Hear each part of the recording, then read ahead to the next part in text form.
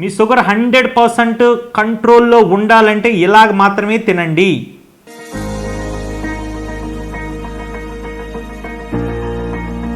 ఒక రెస్టారెంట్కి వెళ్ళి బిర్యానీ తింటే బిర్యానీ రైస్ 600 గ్రామ్స్ ఉంది, నాన్ వెజ్ ఒక 175 గ్రామ్స్ ఉంది, దాంట్లో షేర్వా 100 గ్రామ్స్, ఆనియన్ రైటా 100 గ్రామ్స్, టోటల్గా 1000 గ్రామ్స్ ఉందండి ఒక బిర్యానీ తింటే.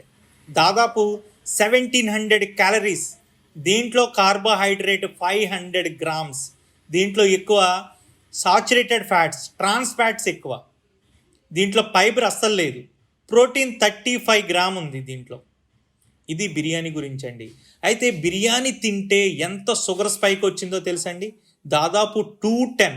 అది ఎక్కువ టైం మెయింటైన్ అయింది. అంటే బిర్యానీ తింటే ఎక్కువ షుగర్ లెవెల్స్ బ్లడ్లో బాగా పెరిగిపోయి దాదాపు 2-3 అవర్స్ మెయింటైన్ అవుతూ ఉన్నాయండి. దాన్ని కంట్రోల్ చేయడానికి ప్యాంక్రియాస్ ఎంత కష్టపడిందో తెలుసండి. కానీ మనం ఒక బిర్యానీ తిని సింపుల్గా ఒక కూల్ డ్రింక్ తాగితే సుమారు 1900 క్యాలరీస్ అండి. ఒక బిర్యానీ తిని కూల్ డ్రింక్ తాగి ఒక ఐస్ క్రీమ్ తింటే మోర్ దెన్ 2000 క్యాలరీస్ అండి. ఒక్కసారి ఆలోచించండి. మనం ఇది తినడం వల్ల బ్లడ్లో హై షుగర్ స్పైక్లు వచ్చాయి.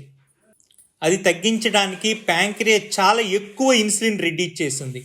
ఇదే తప్పులు రోజు చేస్తూ ఉంటే కొన్ని రోజులకి ప్యాంక్రియాస్ అలసిపోతుంది.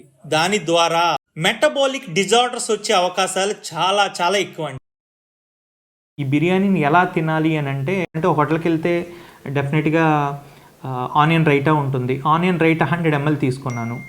అక్కడ దమ్ పీసెస్ ఒక 200 గ్రామ్స్ తీసుకున్నాను.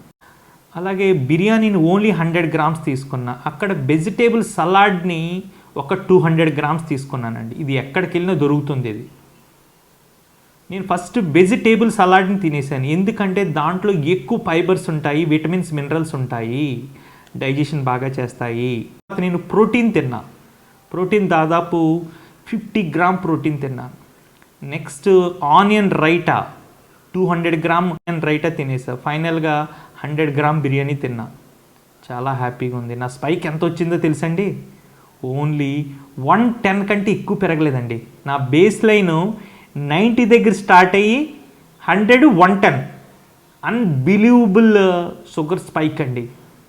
110 కంటే ఎక్కువ పెరగలేదు. ఇక చూడండి గ్రాఫ్లో చూస్తే జస్ట్ 90 దగ్గర ఉన్న నా స్పైక్ 110కి వెళ్ళి 110లో ఎక్కువ టైం మెయింటైన్ అయ్యి డ్రాప్ డౌన్ అయింది. చూడండి, అంటే మీరు బిర్యానీ తినడం తప్పు కాదు, దాన్ని ఎలా తినాలో మీరు తెలుసుకోవాలి. ఇలా తింటే ఎలాంటి మెటబాలిక్ డిజార్డర్స్ రావండి.